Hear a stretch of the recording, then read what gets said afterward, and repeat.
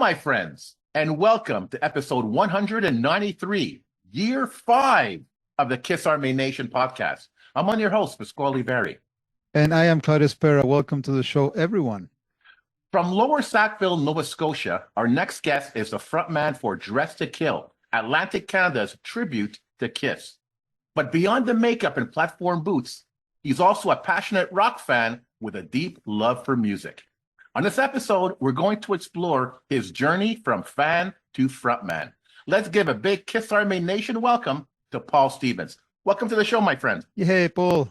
Hey, thank you very much, guys. Thanks for having me. And welcome to season 5. This is the first episode of our 5th year doing this podcast. Yeah, I see that's episode 193. 193. Nice. So special. Unbelievable. Really, unbelievable. Yeah, really special episode, and so glad to have you in, Paul. So it's gonna be a blast. So thanks for coming in. Oh, well, thank you so much for having me. Appreciate it. So Paul, let's kick it off. So during the Hot in the Shade tour, you might remember that Paul Stanley performed with a broken rib. Okay. Right. So he's got nothing on you. So during a performance, you fell and broke an arm. Yes, so correct. Let's start this episode with a little bit of a bang. So what happened? Tell us. Okay, January 26th, we have our first gig of 2025. We're performing in Cape Breton, Nova Scotia, which is basically a 5-hour drive from Halifax. Sound checks were great. Everything was amazing. Sold out house, couldn't get a seat in place. We hit the stage. 2 minutes later, I'm lying on the stage. My boot exploded. I think the heel on my boot exploded, and I'm laying on the stage, breathing in a lot of pain. Oh. Yeah, and it took me a while to realize that something was totally wrong here, and I wasn't going to be able to get back up and do the show. So I sort of squirmed around on the stage a little bit, made some eye contact with the guys in the band. They're still playing. We're playing to waiting for you to Detroit Rock City. They're waiting for me to basically get up off the floor. It's not happening. So I managed to make eye contact with my drummer and told him something was wrong. And he sort of cued the song to end sort of, abruptly.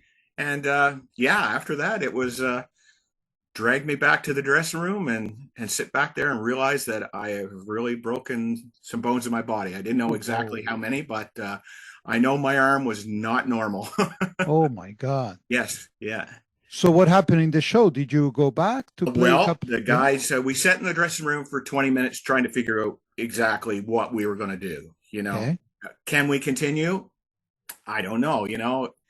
It's hard for me because I'm the only original member of the band to say, can we continue without Paul, shall we say?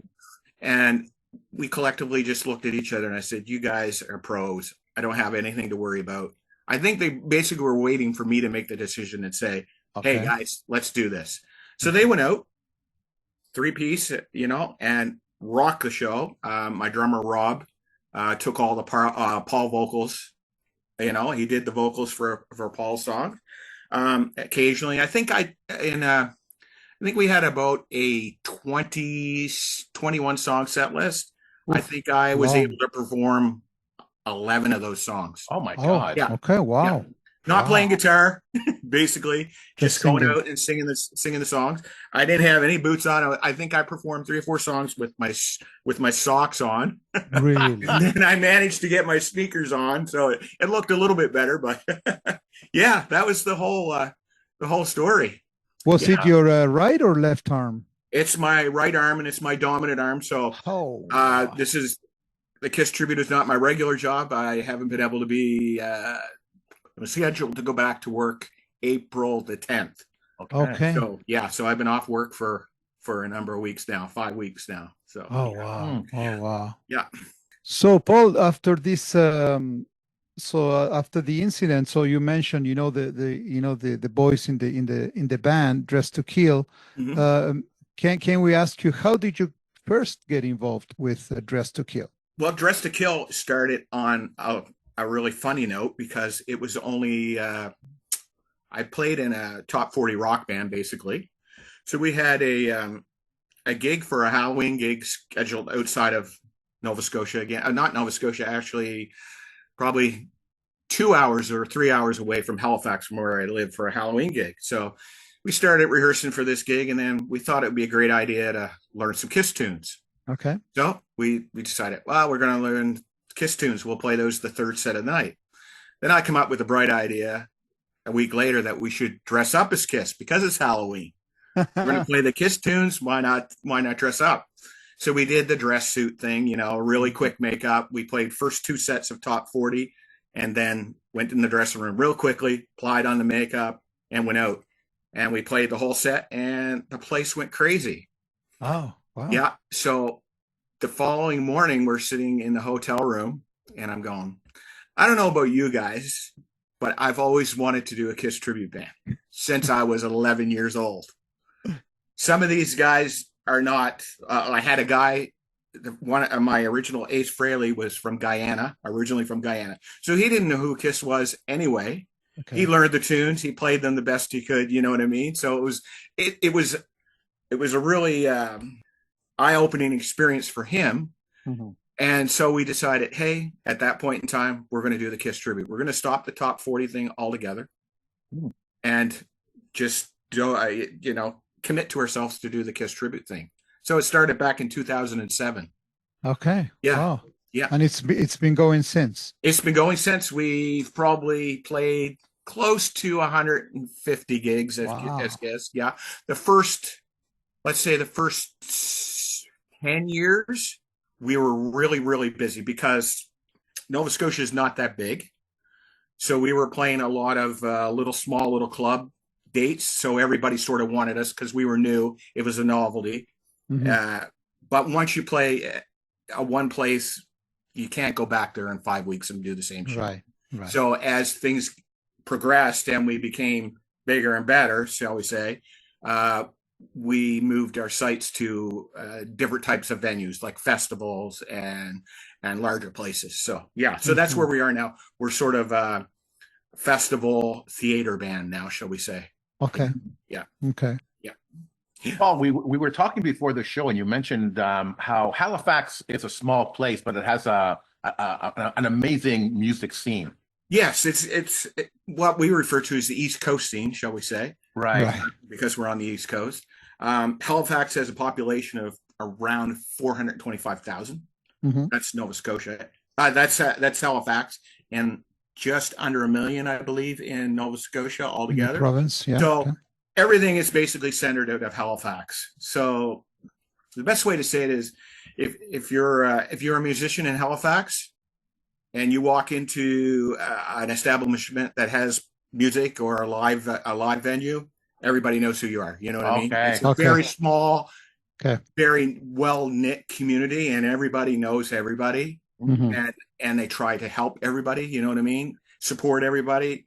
I try to support all my friends that are in other bands as well, and they in turn try to support us as much as we can. So it's a very tight-knit community. Yeah. Okay, that's what I was wondering about, because I noticed on your Facebook page you promote a lot of upcoming shows in the Halifax area. I think it's fantastic. They're all my friends. Oh, wow. Yeah, anything that I promote on my Facebook are my friends. Okay. A close community. Yeah, beautiful. Very much so. One of my best friends who is a solo artist right now, just released an album. We rehearse at his place. He turns his studio over to us, and that's our rehearsal hall. You know what I mean? If I need something from another musician, he'll give it to me. We just share. It's very close. It's like family, basically. We're an extended family. Yeah. Do you feel that Dress to Kill fits into that Halifax music scene? Well, there's been a couple good tribute bands. Now, there was a really, really good Alice Cooper tribute band called My Other Brother Alice. They are celebrating their 25th year anniversary coming up. I'll plug these guys in April. One of their guitar players is my Gene Simmons in the band. Oh, okay. Yeah. So, I think we fit in there. We have a Red Hot Chili Peppers tribute band. We have an Iron Maiden tribute band in Halifax. We used to have a Judas Priest tribute band. There's a lots of other bands that do tributes, not like the Alice show or the Kiss show. So Okay. yeah, Okay. or the Iron Maiden show as well. You know, there's different. I like to refer to them as a tribute to, and then a tribute band. Okay. I see. Yeah. Okay. Okay. So there are other bands that does Kiss. Oh yeah, yeah, yeah. Oh, fantastic. Okay. Yeah. Now there's a lot of tribute bands out there, Kiss tribute bands. How do you feel Dressed to Kill stands out from the other bands? I don't like to go say we stand out. What I like to do is we promote Kiss. Nice. You know what I mean? Any band that's out there that's doing a Kiss tribute, each band will work with different budgets and different areas and population. So I don't think we stand out. What we do is we try to do the best that we can at what we do, you know, and represent Kiss in the light that if a young fan's there, he'll enjoy it. If an old fan's there, they'll enjoy it too as well. You know, we try to embody the spirit of Kiss in our show. Okay, got it. That's amazing. Basically, it's a Kiss fan in a tribute band, and you do it because it's fun, and no egos. You're just promoting the band. You're having fun. That's all that matters. No, it's been the most enjoyable ride in my musical career today. You know what I mean? Yeah. And you have a long one. You have a long career. Well, I've been playing guitar since I was 4 years old. Wow. I had a small little high school band. Then I moved away from my hometown, came to Halifax.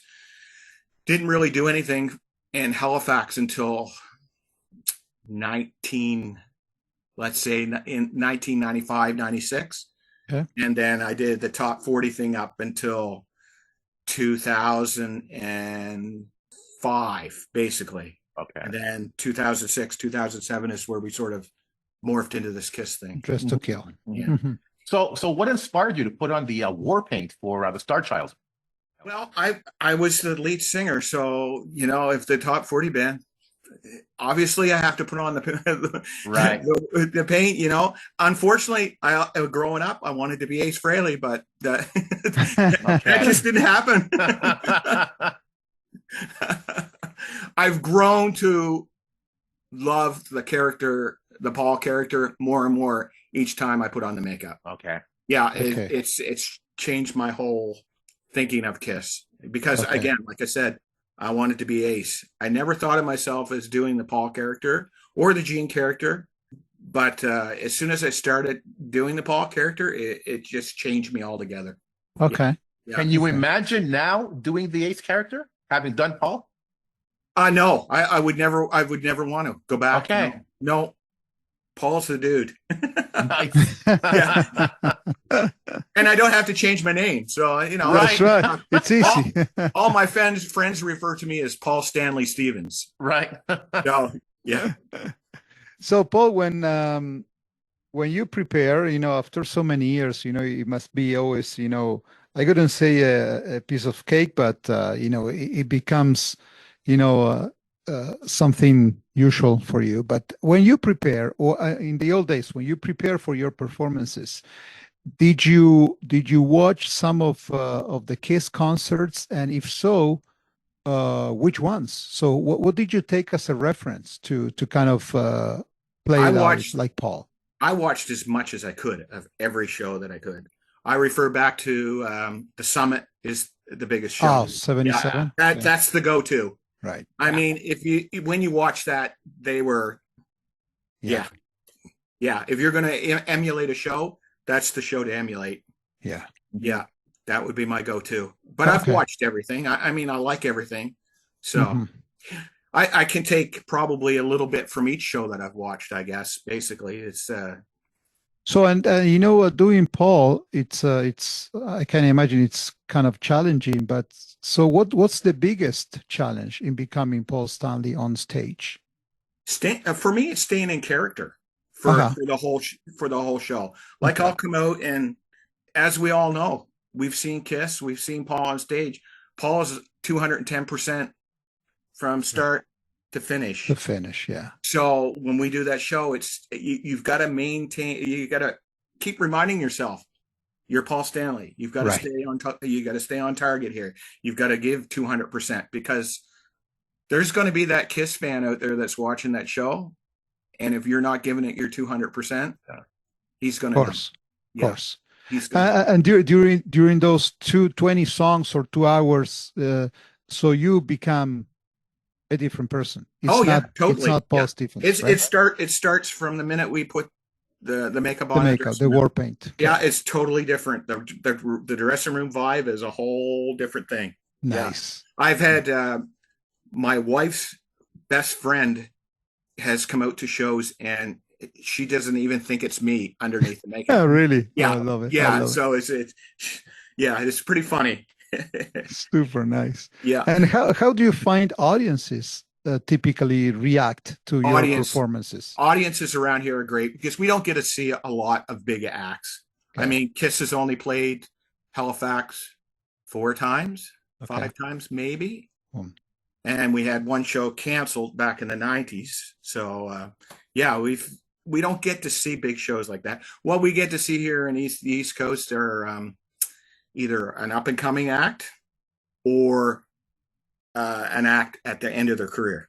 Okay. You know what I mean? Got it. So yeah. For us to do the Kiss thing here, it's as close as they're going to get to see Kiss, in a small little market. It's Kiss. Yeah, it's Kiss. Yeah. I have the same thing with the Blushing Brides out of Maurice is from Montreal, I believe originally, but they do the Rolling Stones thing. Yeah. The Rolling Stones tribute. Amazing. I've been seeing these guys since back in the 80s. They are. And I always said to myself, I will never see the Rolling Stones. These guys are the closest thing I'm going to see. So, and then eventually get to see the Stones, but here in this area, we're not getting those opportunities. So you have to take what you got. Exactly. Yeah. So like back to the fan thing, we've never had a show where someone has come up to us and had negative comments or anything like that. It's always, oh my God, you were the greatest, the whole deal. Yeah. Of course. Yeah. Now, Paul, looking at your room in the background, I'm curious. I want to go back to the beginning about your Kiss fandom. Yeah. So when did it all start for you? When did you become a Kiss fan? What was that moment that hooked you in? Okay, 1974. Wow. 74. Wow. Oh, wow. My 3 other high school buddies in my buddies' parents' living room with Hotter Than Hell playing on the stereo on Sunday night while his parents went to church, with us with tennis rackets and whatever we could get to be instruments, and we were Kiss for the hour that his parents were at church. Oh, nice. Nice. That's a beautiful story, man. 74. Oh my God. Yeah. Wow. And I'm 60, I'll be 61 this year. So, most of my life I've been a Kiss fan. Wow. Yeah.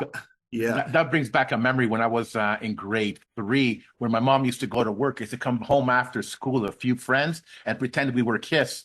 And I was Gene Simmons. I filled my mouth with ketchup and I started wagging my tongue. My mom comes home, ketchup all over the walls, knew exactly what I was doing, and I got the beating of my life. Oh yeah. This kid is possessed, Exactly. What's going on? Yeah.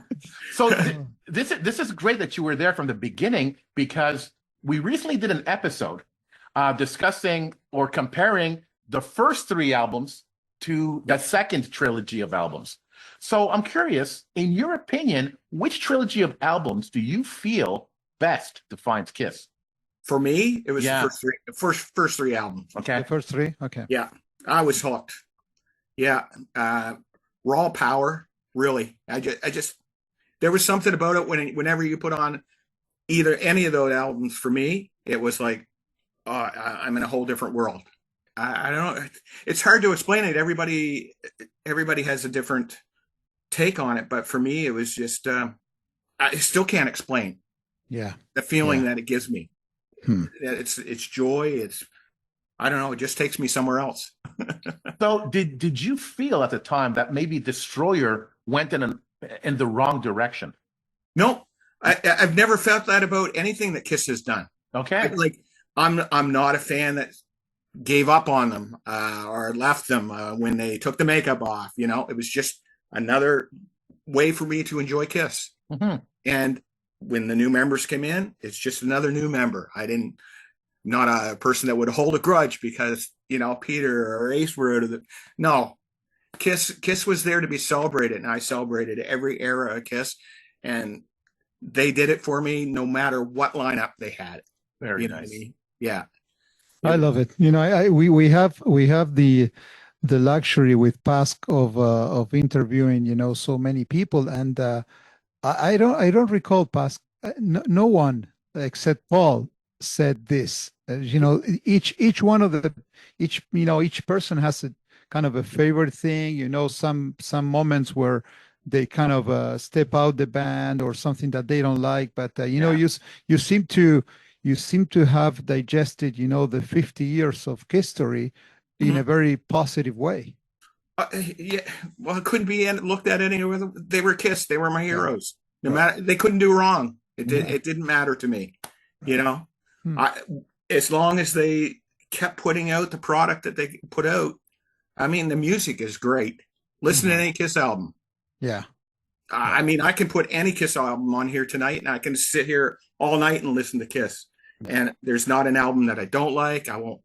Oh, I'm not going to listen to that. I don't want to listen to that. No, I want to listen to everything. I want to enjoy it, the whole deal. The great thing with Kiss music, there's so many different types of music, from rock to grunge to pop. So really, it depends sometimes on your mood what you choose to listen to. Yeah.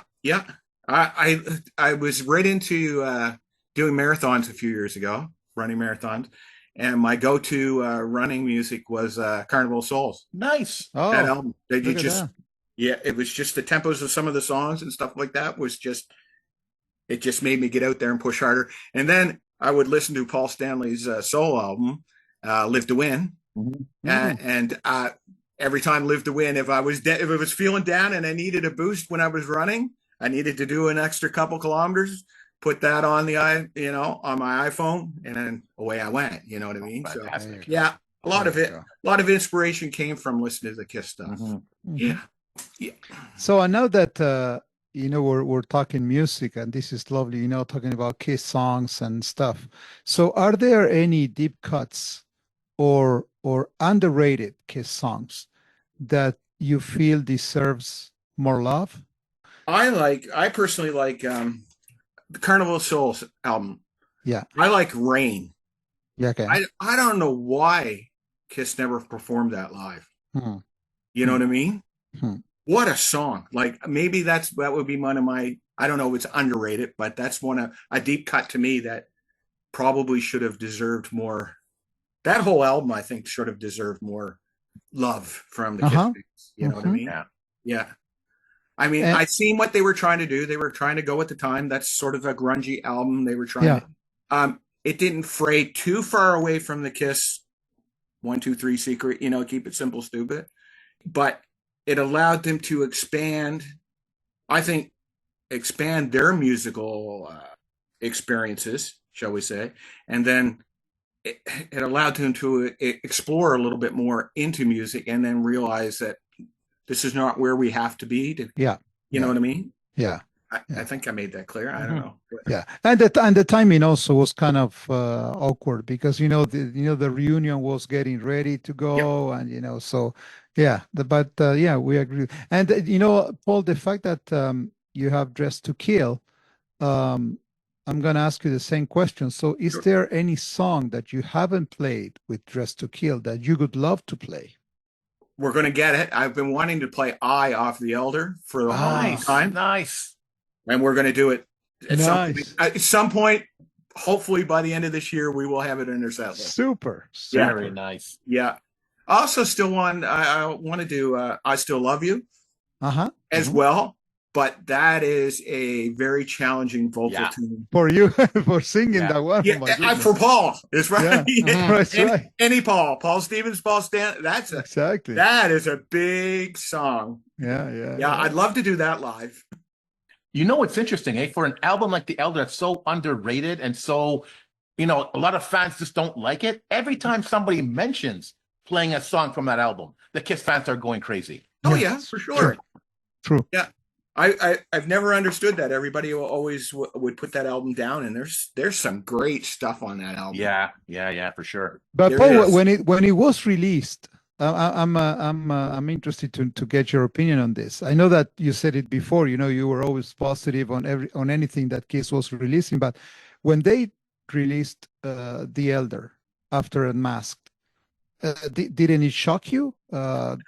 Being a musician, it sort of shocked me because they were moving away from their formula. Okay. But it fit in the formula of what every other musician was doing. It was the concept album. Okay. You know, that's the way I look at it. Okay. And every band had their concept album, regardless. Okay. That's how I rate The Elder. Good answer. Yeah. Good. So once again, Paul, I'm inspired by your background. I could see that you're also a collector. Yes. So what do you collect specifically, and what's your favorite piece? I collect anything that has Kiss. Nice. Kiss on it. Unfortunately, all my original Kiss stuff as a kid was lost in my parents' basement. They had a flood in my basement when I moved away, and it was all stored in the basement. So I've just given up. You know, I've had the record player, I have the little remote control van, I've had all that stuff. I've never went to replace it because replacing it now is an insanely expensive thing to do. Yeah. So basically, I've collected anything that I can find sitting on a store shelf now. It doesn't matter if it's got Kiss on it. I'm buying it. Mm-hmm. And where do you get your stuff? Do you find stuff in the wild, or is most of the stuff online? I don't buy a whole lot online. I find it in stores. Really? Yeah, anywhere that I visit, and I know yourself, Pasquale, wherever you visit, you find something. Yeah. Yes, sir. And it's like, damn, I want that. So I'm going to have to start asking you to pick up doubles. We did, my wife and I took a vacation down to the States last year and or a couple years ago, went to Maine and Portland and all those places. So I was looking for those. I was looking for this. Oh, yeah. Yeah. Because I seen them and I wanted them, and it's the older Kiss style. I went from every Walmart from Portland to Maine on the way back, trying to find them. By the time I hit Maine, I found all of them. So I've done that. So I'll go anywhere. Nice. The wife was happy doing that? She was happy to do it for me. There you go. Yeah. I love it. So I also seen your background. You have a copy of the first Kiss record. Yeah. You also collect vinyl? Yes, collect Nice. vinyl as well. Yeah. I got about 700-800 albums in my vinyl collection. So, cool. Yeah. So I'm curious now with what are your expectations for the upcoming box sets and off the soundboard coming from Pop House? What do you think? I'm kind of curious. The soundboards, I'll always look forward to something like that. Mm-hmm. You know, I'm always gonna gravitate to that. What's coming up next? I really don't know what to expect. So I think I'm going to be happy with whatever comes out. I think my expectations are going to be high because knowing what Kiss is going to do, I know they're going to do it the right way. They're not going to do anything half-assed. You know what I mean? So I don't think it's going to disappoint the Kiss fan. It may piss off some hardcore fans, but if you love Kiss, you're going to love what they do. That's the way I look at it. Yeah. Right. I'm sure you're going to love it.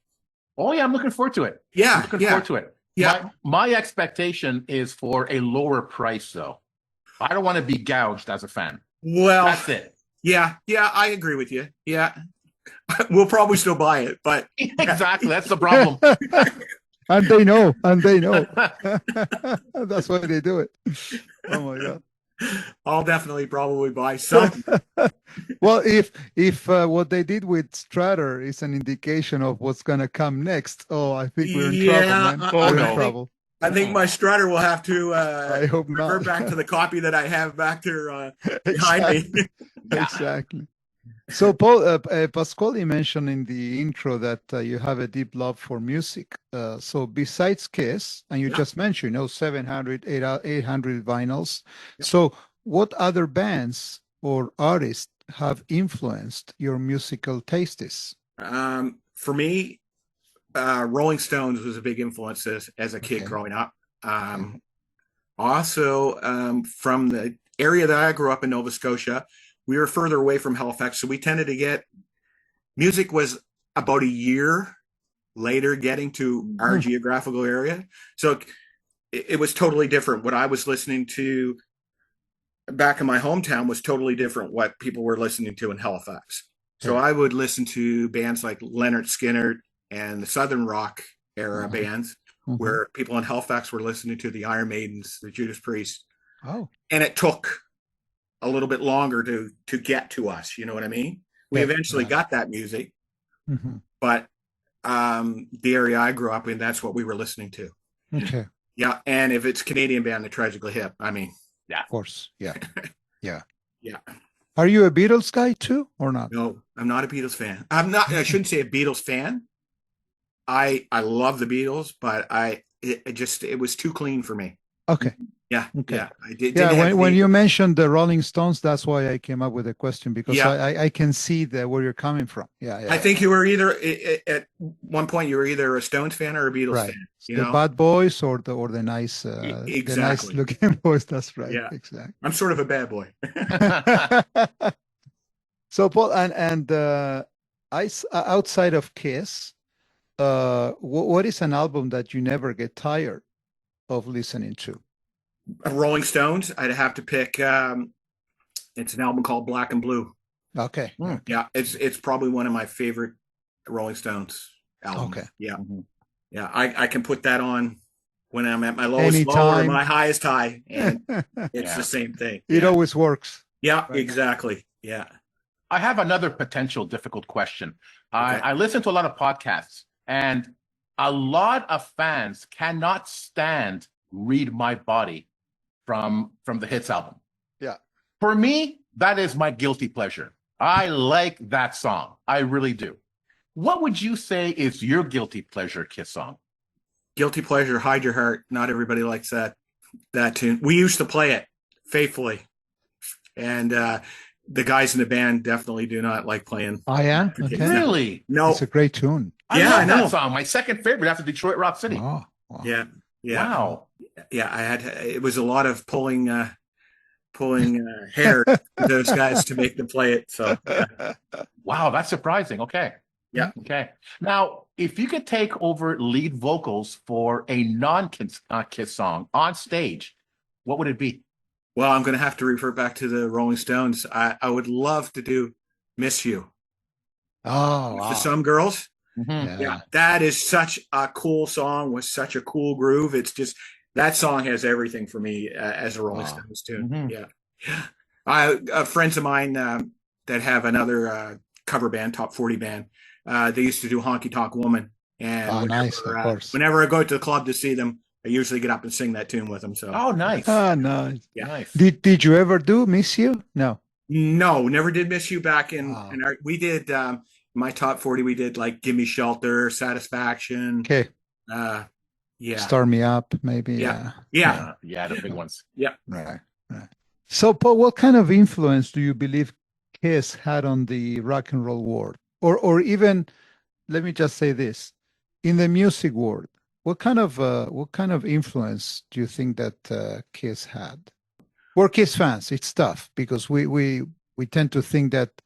Well, I'm convinced that they had a huge impact on the music world, but some people might not agree with us. Right? Oh no! You definitely had a huge impact. Just look at all the people. All the other musicians in the world that have come out and said, look, I listened to Kiss as a kid. Tommy Morello from Rage, you know, Tommy, huge. Sebastian Bach, another one. Yeah. John Fott, you know, all those guys, all those people were influenced by Kiss. So they were a huge part of it. I think they were the mold for a lot of musicians, you know what I mean? Yeah. They looked at it and just, okay, we can take this piece from Kiss and we'll sort of add our stuff in there, and you know, and more from that too, right? Yeah, and they also set the standard for what a rock show was. Exactly. Right? Yeah. Not only the music, right? So the spectacle and everything. And now that the band is not touring anymore, there's some more frequent appearances now from Paul and Gene. You know, they're starting to pitch, you know, the new era and the avatars and all the stuff. So how do you think the legacy of Kiss should be kept alive? So you're doing that with your bands. I think that's the best way to do it with tribute bands. Okay. Yeah. Whether or not there's a international tribute band that just Kiss are behind them 100%. They provide the same sort of stage show that, that they had, and they tour over, or they pick certain Kiss tribute bands in certain areas. Like how many Kiss tribute bands are there in the US now? There are a lot, but caliber wise, you know what I mean? Yeah. So I think if they continue just to support, or not so much support, but if we support the tribute bands, I think that's the only way we're going to continue the Kiss legacy. Okay. We got to keep it out there. We got to keep the younger kids, seeing this kind of stuff. Yeah. I mean, my grandson is 10 years old and he loves Kiss because I'm sort of, influencing him since he was 3. You did the homework. I'll say influencing him. I'm not going to say brainwashing because that's a bad thing. No. We over the last year with Pask here on the Kiss Army Nation podcast, we say that there's amazing projects coming from fans. Whether if it's books or enhancing some of the videos out there, or tribute bands or anything. So do you enjoy those things coming from fans? I enjoy anything. Yeah, I'm serious. Yeah. There's been some really good stuff out there. I love tribute albums too. You know what I mean? When you get a tribute album from another band that's done some Kiss stuff, it's great. Anything that Kiss got branded with Kiss, I'm going to like. You're in. Okay. Yeah, I'm in. You've got me. Yeah, you've had me now for 50 years. I'm not going to I'm not going to let it go. Do you listen to a lot of podcasts out there? I listen to a few. I have a few choice ones that I listen to. Yeah. Okay. Yeah. Okay. I'm not going to name names, Now, I listened to this one. Nice. There you go. That's it. Thank you. So speaking of podcasts, and Claudio doesn't know this yet, but we were asked, or we're going to be asked, Claudio, to be on a podcast to talk about Kiss and pop culture. So I started thinking about it, Kiss and pop culture. Is Kiss really a part of pop culture, or did they basically really just push themselves onto the culture and can't really call it pop culture? So, Paul, what do you think? Do you think Kiss is a part of pop culture, or is it something that's been pushed on the culture? What do you think? I really don't know. I really can't answer that one. Your thoughts, Claudio? I think it is. I think it's a huge part of the pop culture. Everything is pushed at the same time. Right. I think that if you make it to the list of what we can call pop culture, it means that you were doing the right thing at the right time. Mm-hmm. And I think that Kiss, to me, what we see today, the trademark, the iconic faces, the influence they had on music, on what a rock show has to be. I think they left a mark. So to me, yes, the answer is an absolute yes. I think the Gene Simmons makeup is part of pop culture for sure. Oh yes, yeah. That's iconic. Yes. Yeah, exactly. But for something to be, in my opinion, for something to be a part of pop culture, it's something that is basically it's organic. It sort of evolves into being a part of pop culture. It's like liking a food. You like it or you don't, but you can't be forced to like it. No pushing, you mean? Okay. Right? Exactly. Okay. So yes, Kiss is everywhere, not organically, but because they put their brand on freaking everything. Exactly. But it doesn't mean necessarily that it's part of pop culture. It's just that they put their name on everything. Yeah. Right. Okay. So this is a couple of things that's that where got in my head, right? That's where it's tough to answer that question because they definitely pushed a lot of stuff. You know what I mean? And it was you. Every time you looked, you seen something. I have an uncanny way of I could walk into a store, a huge department store, and I can spot a Kiss logo from 500 feet. It's true. And Yeah. I don't know how that happened. Yeah. Yeah. Well, Basque knows about it. He Oh, knows yeah. about it. Were we brainwashed? We were definitely. No, I have a radar for that kind of thing, right? When you look at a stack of T-shirts, I could spot the Kiss one, the Yeah. colors, the Yeah. logo. I mean, it's so Yeah. evident, you know. Yeah. No, I can do the same thing. Yeah. It's crazy. But that again, I think that's the genius of the branding, that it's so easily recognizable, you know. Yeah. But again, back to the original point, is like, you know, Kiss fans are aware of all this, but do mainstream people are aware of how much Kiss is out there? Yeah. You know, Yeah. do they know there was a Scooby-Doo episode? Do they know, you know, all these? Yeah. They don't. They No, don't. they don't. They don't. No. Okay. Unfortunately. Yeah, exactly.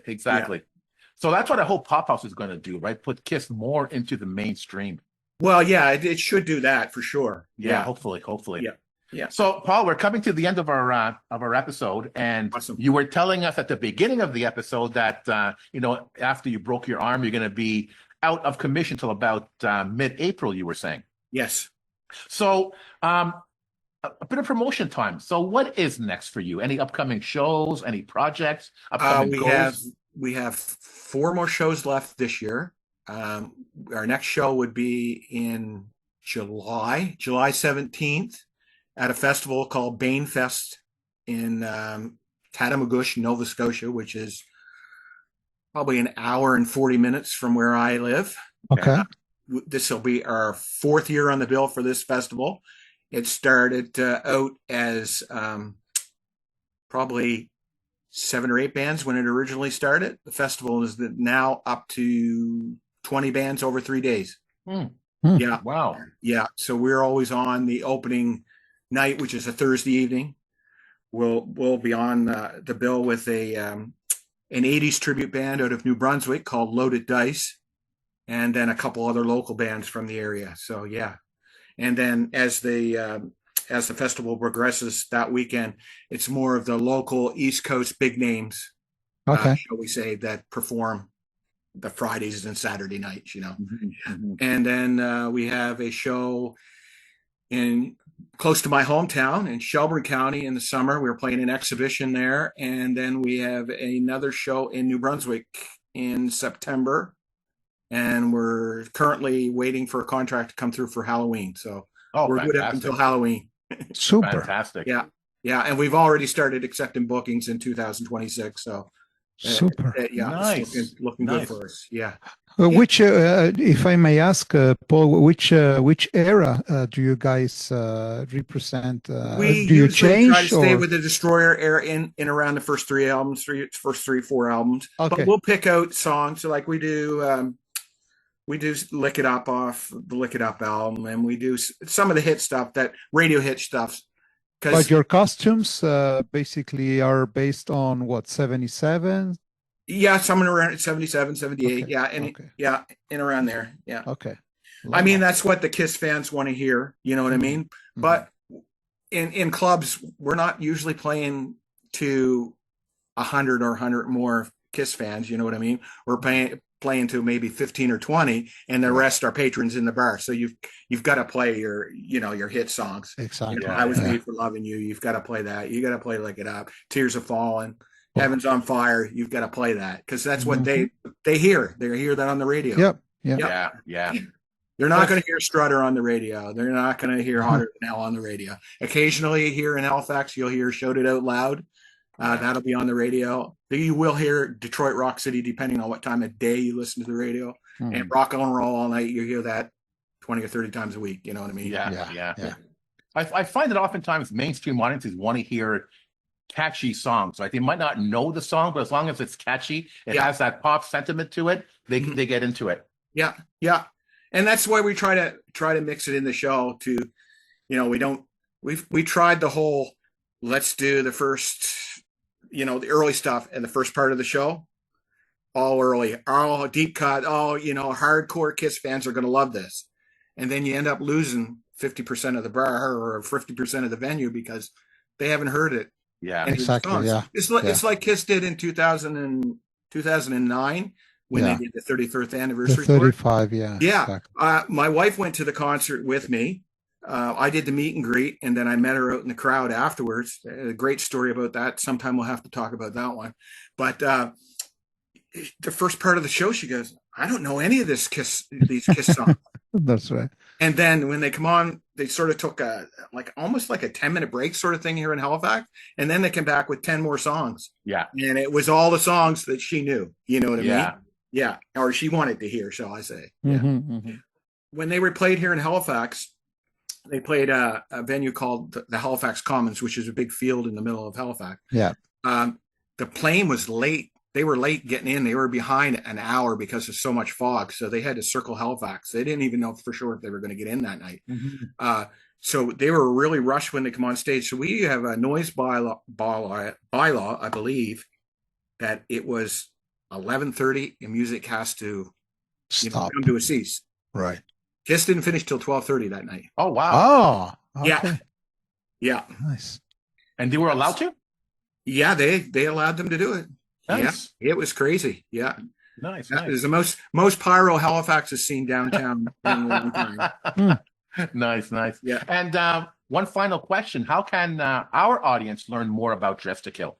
Well, if they want to look us up on Facebook, Dress to Kill Nova Scotia, we are also on Instagram under Dress to Kill. That's basically how you're going to find us. We don't have a website. We tried the website thing.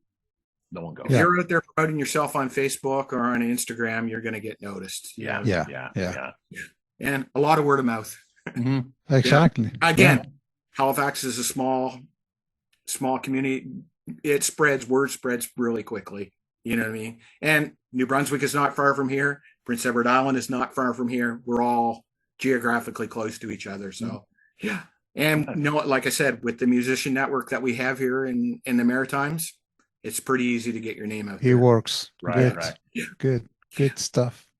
Well, it's been it's been a true pleasure to have you on the show. I never had the chance to meet you, but now it looks to me like if I knew you forever. It's amazing. Yeah. It's so nice. I can't wait. Just to have the chance to maybe meet you in person. Maybe going to one of your shows, or if you ever come to Montreal or Quebec City or anywhere close, please let us know. So thank you again for your time. And wish you a fast recovery with your arm. And, thank you so much. Keep rocking out. Sure. I picked up a guitar the other day, so this is That's promising. a good sign. Nice. It's really fitting to have you on the show tonight, being our first episode of our 5th year, because one of the biggest compliments we get about the show are our fan profiles. Our audience loves to hear the fans talk about their fandom. And you, my friend, are a true Kiss fan, a passionate Kiss fan, and someone who doesn't complain and just enjoys it for what it is. Life is too short to complain about this stuff. Just enjoy it. And if you don't, leave. But if you're in the game, keep playing, because hopefully it will never end. No, that's right. Exactly. As long as we got tribute bands and people, us spreading the good word of Kiss, it's not going to die. You keep it going, my friend. Keep it going. Thank you for that. Congrats. So once again, thank you for being on the show. And like Claudio said, please have a quick recovery. Thank you so much, guys. I appreciate it. To the Kiss Army, we hope you enjoyed this episode. If you have any questions, comments, or ideas, please send them to talktome@kissarmynationpodcast.com. Until the next time, remember, never stop rocking. Take care, everyone.